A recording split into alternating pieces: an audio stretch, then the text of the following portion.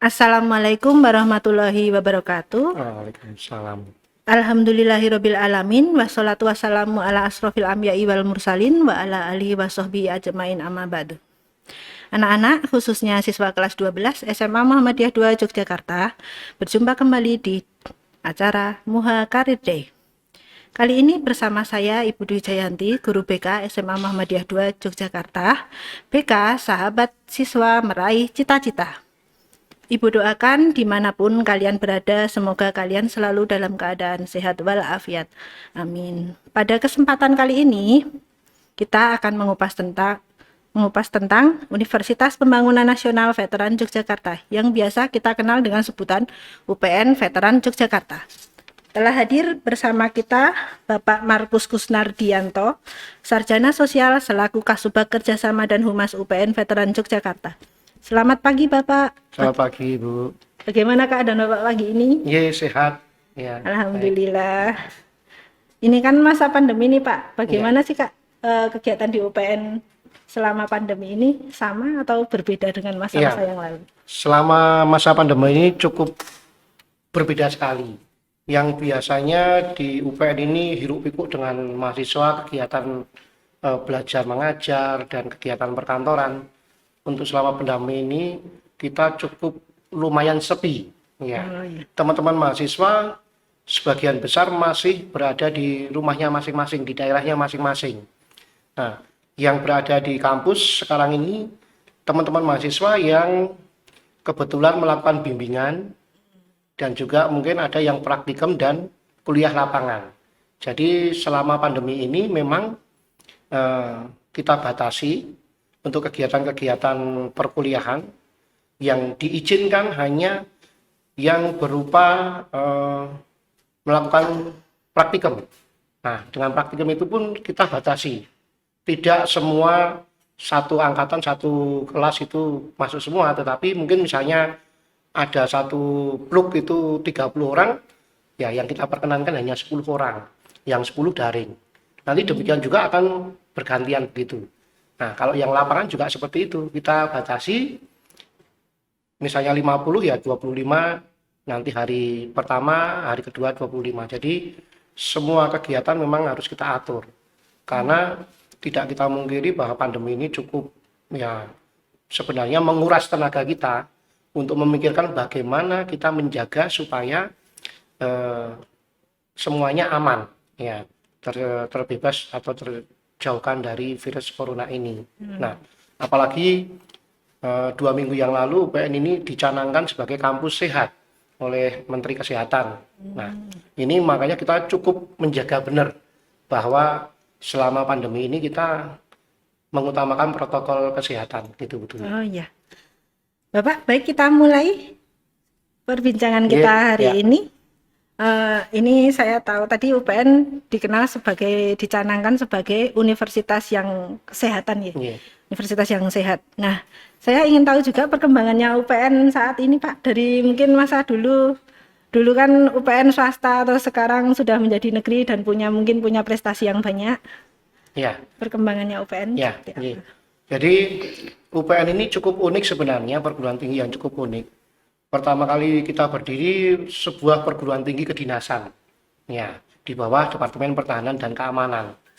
Berkembang tahun 95, kami berubah menjadi perguruan tinggi swasta, ya, karena aturan pemerintah mungkin Departemen Pertahanan tidak boleh melakukan itu, sehingga kami berubah menjadi swasta di bawah Yayasan Panglima Besar Jenderal Sudirman. Nah, di tahun 2014 kami berubah lagi menjadi negeri. Nah, sejak 2014 ini kami cukup mengalami perkembangan yang memuaskan, yang luar biasa, karena selama perguruan tinggi swasta kami penerimaan mahasiswa ini untuk pendaftarnya paling besar kami di 14.000. Tetapi setelah kami dinegrikan ini kami bisa mencapai di 65.000.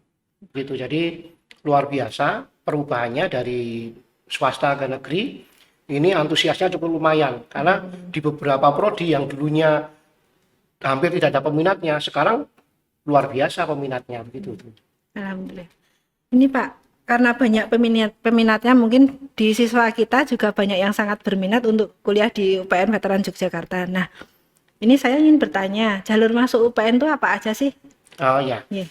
ya untuk jalur UPN kita masih sama menggunakan 3 jalur, seleksi nasional, seleksi bersama masuk perguruan tinggi, dan seleksi mandiri.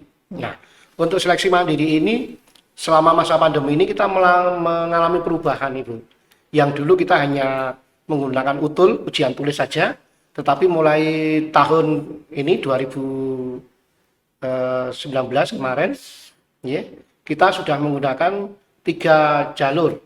Seleksi mandiri ada seleksi mandiri jalur prestasi, seleksi mandiri menggunakan skor UTBK, dan seleksi mandiri ujian tulis, begitu. Oh iya. Perbedaannya dengan mandiri itu tadi itu ya Pak ya? Iya. Kemarin dengan ujian tulis, terus Ya. diganti dengan prestasi, Iya, ada dengan prestasi, ada skor UTBK, dan juga tulisnya kita juga masih kita berikan kalau kesempatan. dengan skor UTBK itu murni dengan skor saja atau masih ada tes yang lain? Nah, kalau skor UTBK itu kami menambahi dengan portofolio. Nah, portofolionya apa? Portofolionya adalah prestasi-prestasi anak-anak yang mempunyai sifatnya nilai bela negara. Misalnya di MUHA ini ada mata pelajaran kewarganegaraan. Nah, kewarganegaraan ini kita nilai. Karena kan salah satunya kalau anak mempunyai nilai yang bagus di kewarganegaraan berarti kan rasa bela negaranya kan mesti ada, ya kan, perhatian ke situ ada. Nah, terus seperti misalnya kepanduan, pramuka. Nah, pramuka ini anak-anak punya prestasi di kepanduan, itu juga kami masukkan. Ada lagi misalnya PMI atau KSR, itu juga. Misalnya pencinta alam, itu juga. Jadi paskibraka. Nah, kalau anak berkegiatan seperti itu, ini kita akomodir. Jadi selain nilai skor UTBK, nah nilai-nilai yang prestasi yang seperti mempunyai nilai bela negara itu kita akomodir. Oh, Ya. berarti punya nilai lebih dibanding Betul, dengan orang yang anak yang tidak memiliki betul, prestasi. prestasi ya. Lebih diutamakan untuk diterima berarti untuk Iya, skor itu UTBK tentunya dengan prestasi. akan kita beri poin lebih. Oh iya. Ya. Ya Pak. Terus utulnya itu dengan CBT nya Pak. Ujian tulisnya, Ujian tulisnya ini UPN-nya. dengan tes tulis Ibu. Mahasiswa ke sana berarti. Iya. Iya. Untuk sementara ini masa pandemi ini yang biasanya kami adakan di 8 lokasi kota besar gitu, ada di Jogja tentunya, Purwokerto, ada di Jakarta, ada di Banjarmasin, ada di Balikpapan, ada di Bontang, Semarang, dan satu di Pekanbaru Riau. Nah, untuk pandemi ini karena kami terbatas dengan lingkup ruangnya, kami tidak bisa keluar pulau, sehingga kami yang kemarin ini kami adakan hanya di 3 lokasi. Jogja, ada di Semarang, dan satu ada di Purwokerto. Begitu. Terus untuk utul ini Pak, murni nilai skor utul saja nih berarti. Iya, ya, Yang dinilai. betul. Oh, jadi anak-anak yang mungkin nilainya di rapotnya kurang begitu bagus bisa punya kesempatan untuk ikut di ujian tulis yang Betul murni. sekali. Iya, betul sekali. Jadi misalnya dia nggak punya prestasi apa-apa, terus mau pengen ke UPN bisa lewat utul, Iya. gitu ya. Iya. Iya Pak. Terus Pak, syarat-syaratnya yang untuk menjadi mahasiswa UPN apa saja syarat-syaratnya ya? Syarat-syaratnya tadi per jalur itu ada syaratnya masing-masing atau bagaimana? Ya, kalau seleksi nasional dan seleksi bersama tentunya itu kan sudah ranahnya LTMPT pusat. Tentunya semuanya ya yang disyaratkan oleh LTMPT itu harus terpenuhi. Ya, kalau yang seleksi nasional tentunya jalur rapot, ya kan? Itu sekolah yang mengelola. Yang kedua, seleksi bersama tentunya nanti anak-anak melalui ujian UTBK dulu. Nah, skor UTBK ini nanti yang tahun ini kebetulan langsung bersamaan dengan SBMPTN. Jadi kalau dulu skor UTBK itu anak-anak mendaftar lagi ke SBMPTN, kalau sekarang enggak. Yang tahun ini begitu melakukan UTBK, dia sekalian langsung memilih jurusan. prodi jurusan apa, sehingga itu langsung murni. Nah, Yang jelas kalau SN dan SB itu mutlaknya diterima kalau anak-anak jangan syarat apa? Dia dinyatakan lulus. Ya, kalau misalnya nilainya SN SB bagus tapi kalau tidak lulus ya tentunya tidak Batal. lolos. Ya batal, Oh, ya kan? iya. Ya. Kalau yang seleksi mandiri hampir sama umum begitu. Kalau di UPN itu kita pendaftarannya online, jadi kebanyakan data-data itu hampir sama. Begitu. Ini Pak, untuk di SNMPTN tuh milih jurusannya kan mungkin 3 ya Pak ya? Ya, 3 jurusan. Nah, adakah biar anak-anak tuh saya ingin ke UPN, saya ingin milih jurusan di UPN tuh milihnya UPN saja atau bisakah milih ke universitas yang lain biar peluangnya lebih besar? Itu Ya. peluangnya bagaimana? ya. Kebanyakan anak-anak ini bimbang ya. Iya, bimbang di Kadang-kadang situ. dan beberapa perguruan tinggi kan kadang-kadang tidak mau diduakan kan Ya, begitu. ya seperti itu. Ya. Sebenarnya umum Ibu, sebenarnya umum. Untuk teman-teman jangan khawatir. Yang terpenting mantap. Ya. Bagaimanapun kalau yang mantap, misalnya, wah saya mau ke UPN Tambang, ya sudah, pilihan perguruan tingginya pertama, pilihan prodinya juga pertama. Itu sudah jelas mantap kan begitu. Ya. Kita pun akan menilai kepada calon mahasiswa juga mantap. Oh ini anaknya mantap, Sudah benar-benar mantap, mau ke benar-benar UPN. mantap. Tetapi kalau misalnya saya kepengen mau di UPN di Tambang, tetapi kita jatuhkan di pilihan 2, ya kan peluangnya kan juga Lebih kecil. bisa jadi lebih kecil, tetapi yang namanya penilaian tentunya kan akan dimulai dari pilihan pertama dulu tuh, Iya. dinilai. Kalau pilihan pertama sudah habis, masih kurang kuotanya, baru kita ambilkan pilihan kedua. Nah, kemungkinan cukup kecil. Oh ya, Kalau karena di pilihan pertama sudah penuh, ya sudah, berarti pilihan kedua tidak akan Tidak dilihat. terseleksi. Iya, iya. padahal di pilihan pertama itu sendiri sudah melebihi dari kuota ya Pak ya. Biasanya. Jadi kemungkinan di Iya. pilihan kedua akan terlewatkan. Betul. Iya. Jadi Pak. Ini Pak, untuk jurusan yang ada di UPN apa aja ya Pak ya? Ya, jurusan yang Iya. ada di UPN itu kalau ada 5 fakultas ya, Bu. Nggih, Ada 5 fakultas. Yang pertama Fakultas Teknologi Mineral, nggih. itu ada 7 prodi, yaitu jurusan prodi pertambangan, prodi perminyakan, prodi geologi, prodi geofisika, prodi teknik lingkungan, prodi geomatika dan metalurgi. Itu yang Fakultas Teknologi Mineral. Iya. Untuk yang Fakultas Teknik Industri itu ada 4. Prodi kimia, prodi industri, prodi teknik informatika, dan prodi sistem informasi. Itu untuk FTI. Nah, untuk di pertanian itu ada 3 prodi. Prodi ilmu tanah, prodi agribisnis, dan agroteknologi. Nggih. Sedangkan yang di ekonomi, FEB, ya, ekonomi dan bisnis, itu ada 3 prodi. Manajemen, akuntansi, dan ekonomi pembangunan. Nah, yang terakhir adalah Fakultas Ilmu Sosial dan Ilmu Politik. Itu ada 4 prodi, yaitu hubungan internasional, ilmu komunikasi, administrasi bisnis, dan hubungan masyarakat atau humas, begitu. Itu masing-masing punya kelebihan dan kekurangannya sendiri-sendiri ya Pak ya. Iya, tentunya Jadi- seperti itu Ibu. Ya, Nggih. Tentang ini Pak, kalau biaya kuliah Pak antar jurusan itu sama nggak sih Pak? Jurusan tadi misalnya tambang, terus akuntansi dengan HI atau teknik itu tentang biayanya gimana? ya. Untuk biaya kita menggunakan uang kuliah tunggal atau UKT. Nah, masing-masing prodi ini cukup berbeda. Ya, cukup berbeda Ibu. Karena kalau di teknik tentunya banyak praktikumnya. Nah, itu mesti akan lebih tinggi biayanya. Iya. Nah, UKT di tambang, perminyakan, dan geologi pun berbeda Ibu. Karena di setiap tingkatan akan berbeda. Geologi itu cukup banyak praktikumnya. Mungkin di tambang juga banyak praktikumnya, tapi kalau di pertambangan itu banyak keluar di lapangannya, kalau di geologi itu banyak di laboratoriumnya, sehingga ini ada perbedaan. Ya, tentunya begitu. Dan sistem kita UKT ini subsidi silang Ibu. Jadi tidak semua nanti mendapatkan UKT yang tinggi, tetapi kita lihat berdasarkan indeks kemampuan orang tua. Begitu, ya. Makanya saya sampaikan ke rekan-rekan semua calon mahasiswa, kalau mau mengisi data, ya yang sejujur-jujurnya. Jadi tidak usah ditambahi, tidak usah dikurangi. Kadang-kadang anak-anak kan, wah biar saya diterima, saya kasih yang Minimal.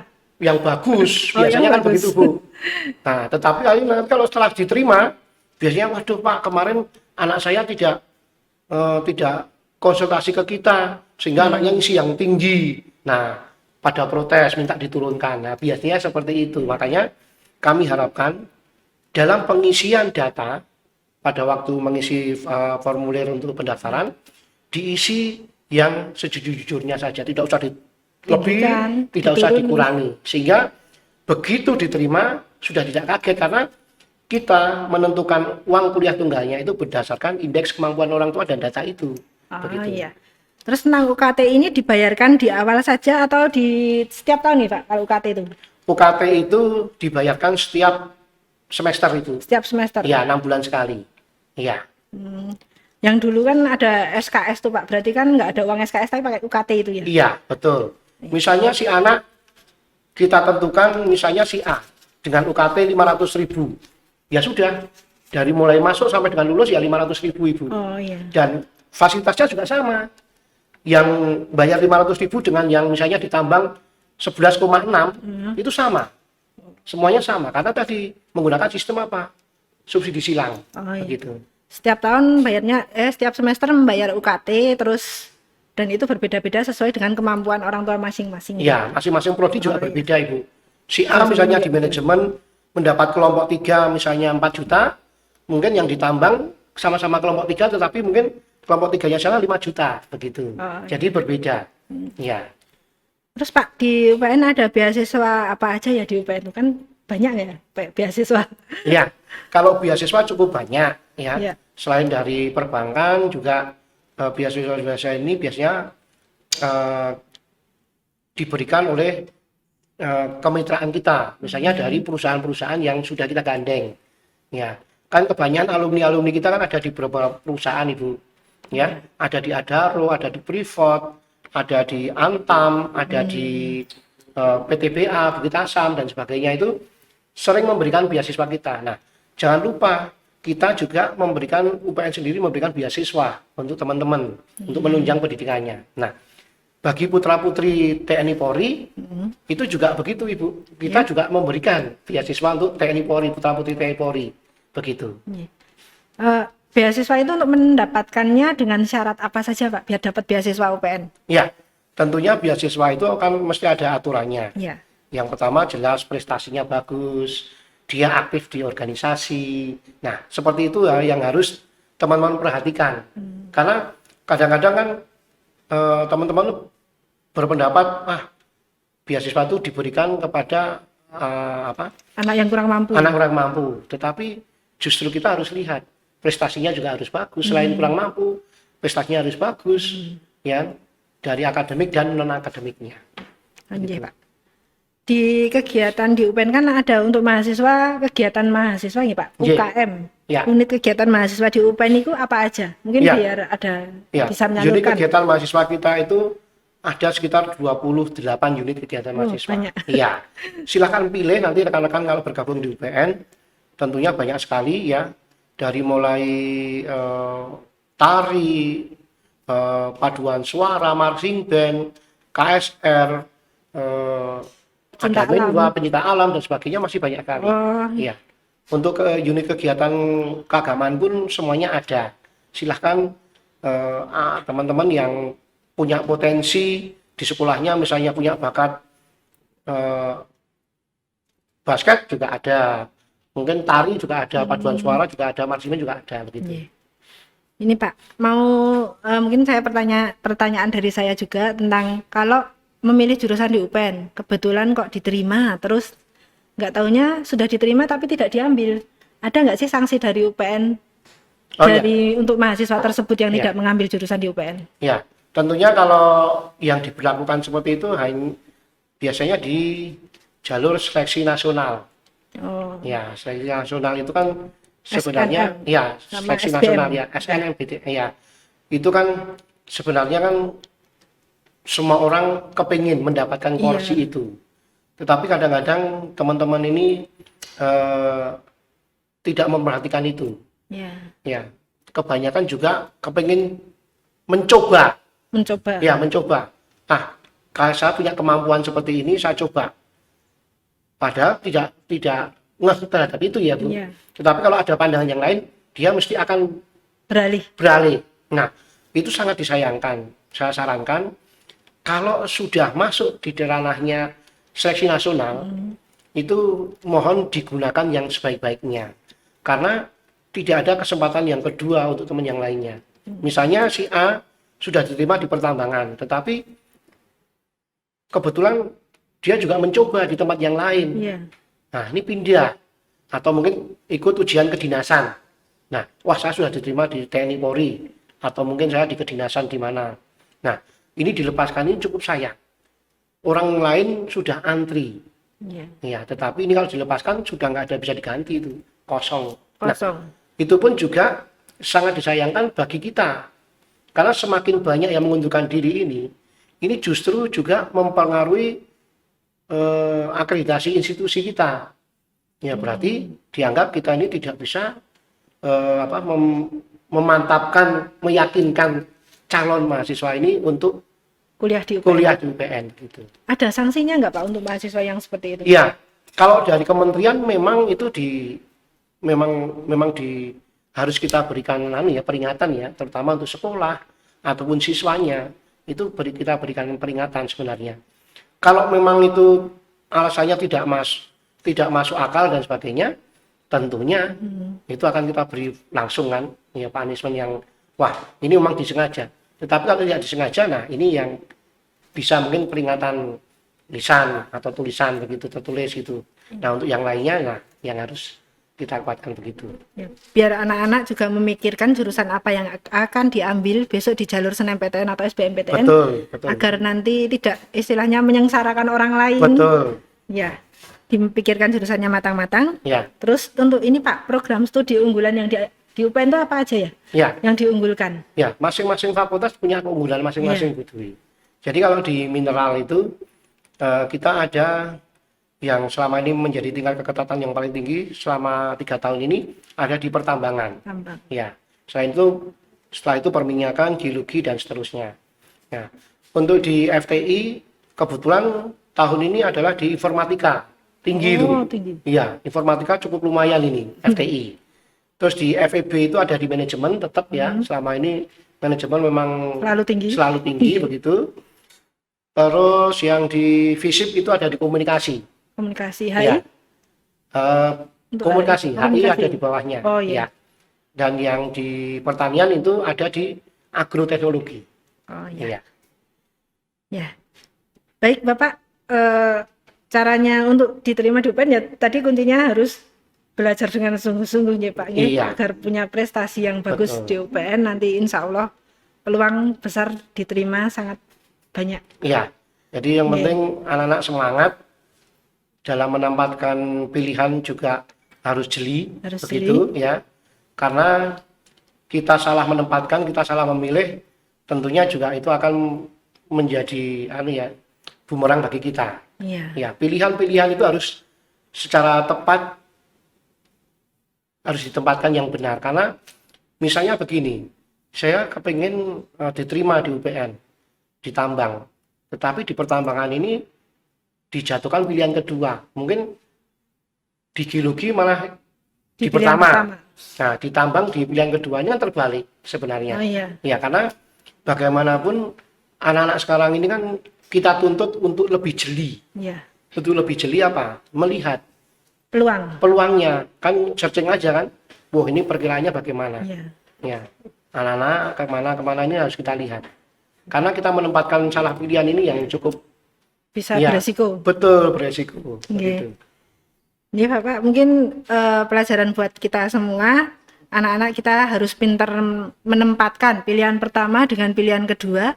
Pilihan pertama sebaiknya yang kita sukai dulu ya Pak. Betul, yang kita mantap. Yang kita mantapkan, terus pilihan yang kedua adalah yang passing grade-nya di bawah pilihan pertama. Itu mungkin strateginya seperti itu bisa.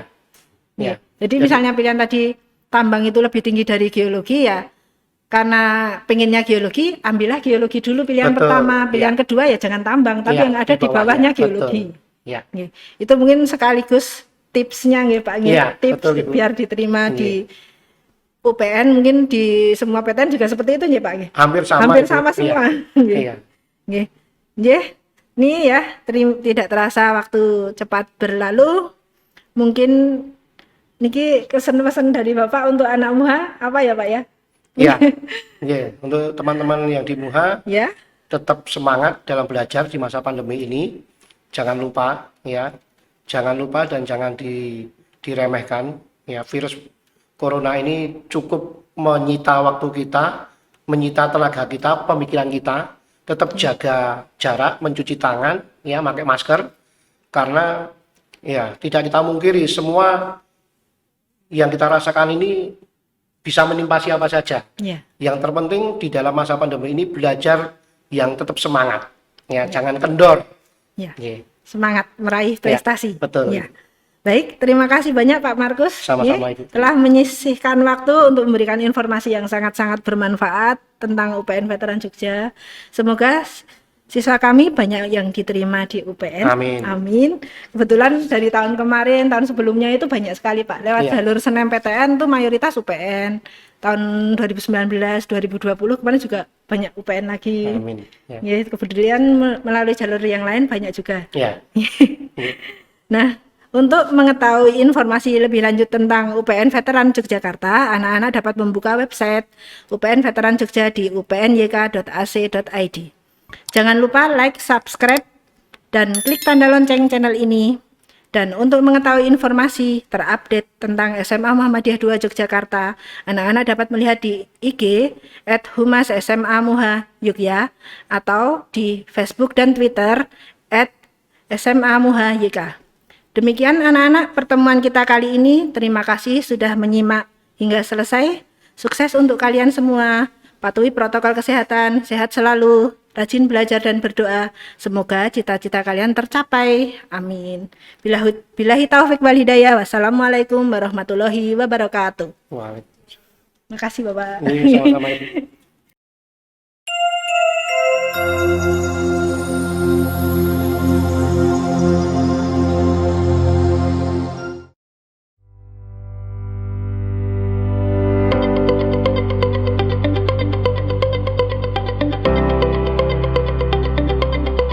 Selamat datang di UPN Veteran Yogyakarta, kampus kejuangan dan kreativitas berbasis bela negara. UPN Veteran Yogyakarta siap menerapkan prosedur new normal di tengah pandemi COVID-19.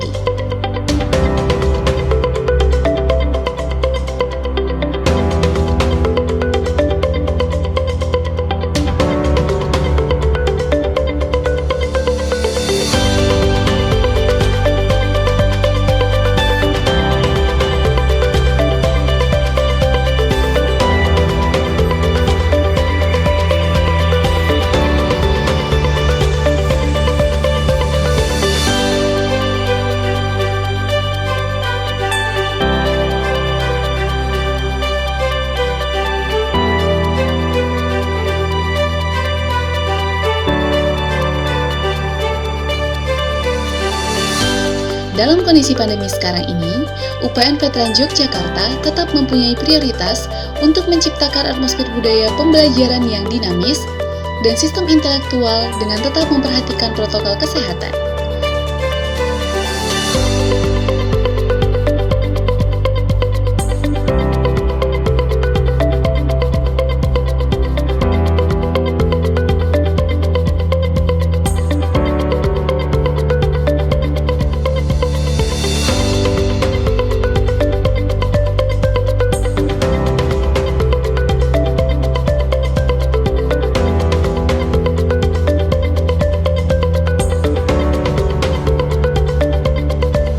UPN terus berusaha menciptakan kondisi yang diperlukan bagi keterlibatan para dosen, mahasiswa, dan masyarakat dalam peningkatan pengetahuan dan aktivitas ilmiah.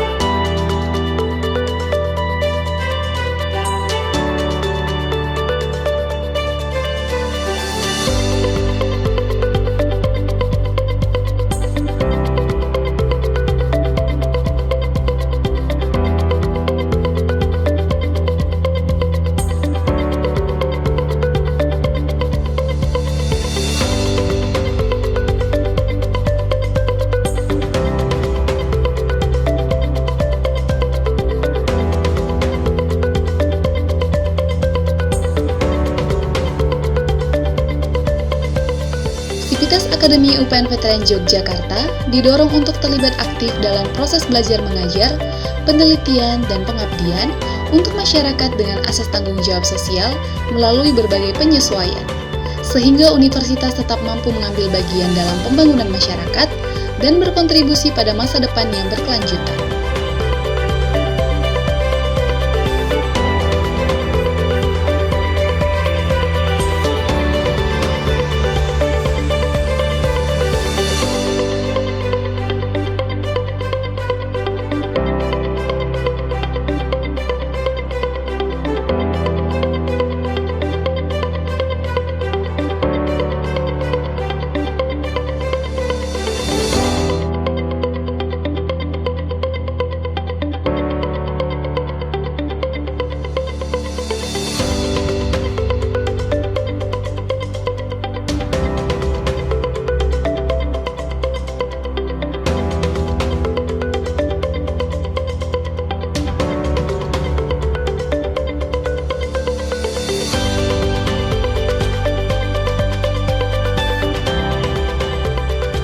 Berbagai unit dan kelompok kegiatan mahasiswa yang tersedia bagi mahasiswa untuk menikmati hobi mereka sekaligus mengembangkan keterampilan berorganisasi dinonaktifkan selama pandemi untuk tetap menjaga dari penyebaran COVID-19. UPN Veteran Yogyakarta terus beradaptasi dan menerapkan tatanan kehidupan baru agar tetap produktif dan aman dari penularan COVID-19 di tengah masa pandemi.